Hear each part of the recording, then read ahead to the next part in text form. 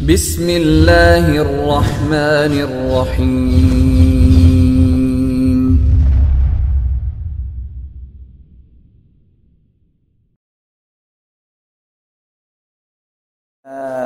Perlu bercerita ini tentang salah seorang guru saya yang cukup berpengaruh terhadap cara berpikir dan lelaku spiritual. Jadi beliau ini adalah salah seorang murid dari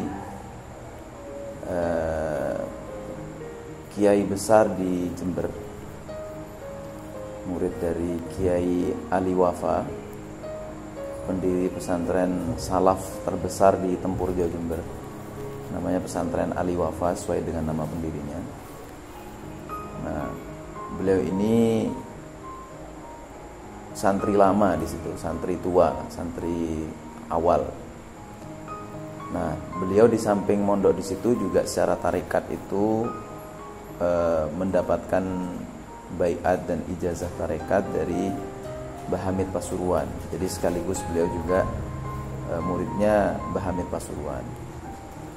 Nah, apa yang menginspirasi saya secara pemikiran dan secara laku spiritual nanti akan saya ceritakan. Tapi sebelum itu mungkin ada baiknya saya bercerita tentang beliau.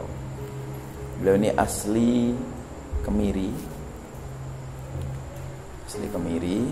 Kemiri itu sebuah desa di utara Jember. Nah, sebuah desa yang berada di pegunungan. Nama beliau adalah Kiai Haji Muhammad Shahih Syakir. Kiai Haji Muhammad Shahih Syakir. Beliau sebagaimana para santri lama di pesantren Ali Wafa, fokusnya adalah mempelajari nahwu dan shoroh. Jadi beliau ini memiliki keahlian yang luar biasa dalam ilmu nahwu dan shoroh. Mulai dari kitab-kitab kecil seperti Jurmiyah, kemudian baik yang syarahnya ataupun dan yang lainnya itu beliau sangat hafal sekali. Imriti, kemudian Alfiyah beliau sangat hafal. Nah, keistimewaan pondok pesantren ini juga yang kemudian beliau kuasai ilmunya adalah ilmu rubu. Ilmu rubu itu ilmu falak sebenarnya, menggunakan teori rubu namanya, seperempat dunia. Nah, beliau juga memiliki laku spiritual yang hebat. Nah, apa yang kemudian menginspirasi saya? Yang menginspirasi saya adalah yang pertama, kata beliau, pikiran yang lurus itu sangat berkoinsiden dengan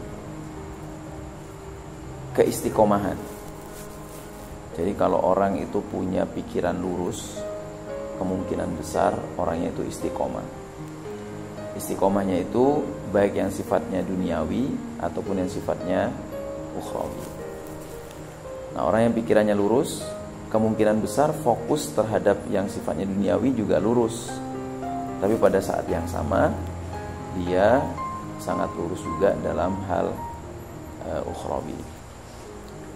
Sehingga kata beliau, orang yang lurus cara berpikirnya itu biasanya istiqomah dalam mengemukakan dan melakukan zikir-zikir spiritual gitu.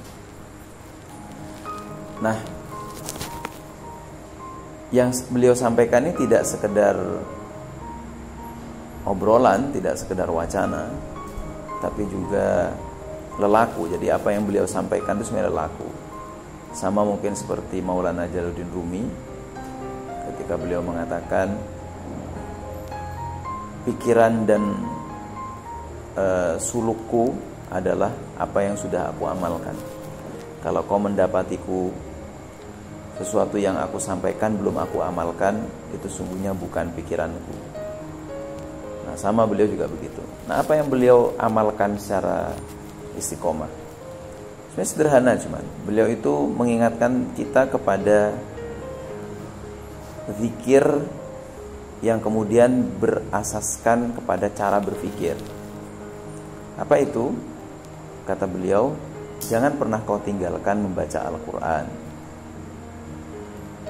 Kemudian jangan pernah kau tinggalkan membaca sholawat. Dan jangan kau pernah tinggalkan membaca istighfar dan hasbunallah wa ni'mal wakil, ni'mal maula wa ni'mal nasir. Nah, saya berpandangan zikir panduan ini di samping zikir yang sifatnya spiritual, ritual, tapi juga merupakan zikir yang sifatnya ilmu. Membaca Al-Quran itu tidak sekedar menjadikan zikir ritual yang sifatnya ibadah ritual, tapi juga ibadah ilmiah, jadi mengkaji juga. Begitu pula sholawat.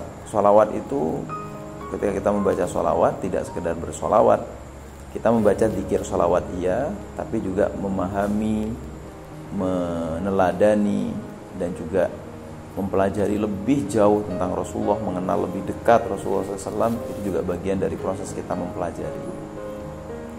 Begitu pula dengan zikir istighfar dan hasbunallah. Itu bentuk puncak dari pengetahuan. Jadi puncak pengetahuan itu sungguhnya adalah ketika orang berserah diri kepada Allah. Itulah sungguhnya puncak pengetahuan. Nah, saya belajar dari beliau secara langsung karena saya juga mendapatkan sanad ilmu dari beliau dan sanad zikir dari beliau. Saya belajar secara talaqi dari beliau beberapa ilmu, terutama ilmu tasawuf. Nah, saya belajar dari beliau secara talaqi dan kemudian mendapatkan baiat dan ijazah. Mudah-mudahan beliau sekarang masih sugeng, masih sehat. Mudah-mudahan beliau di masa-masa hidupnya sampai sekarang ini, beliau itu tetap mendapatkan rahmat Allah, mendapatkan nikmat kesehatan dari Allah, mendapatkan barokah dari Allah, dan mendapatkan limpahan rizki yang banyak dari Allah, terutama rizki usia yang panjang dan usia yang semakin bermanfaat untuk murid-muridnya terutama, dan juga untuk jamaahnya sekalian. Beliau sampai hari ini masih sering berkeliling, di samping beliau mengajar di pesantrennya, tapi juga masih berkeliling gitu. Saya kira itu saja yang ingin saya sampaikan. Mudah-mudahan banyak manfaatnya. Hadanallahu wa iyyakum wa la'afu minkum. Wassalamualaikum warahmatullahi wabarakatuh.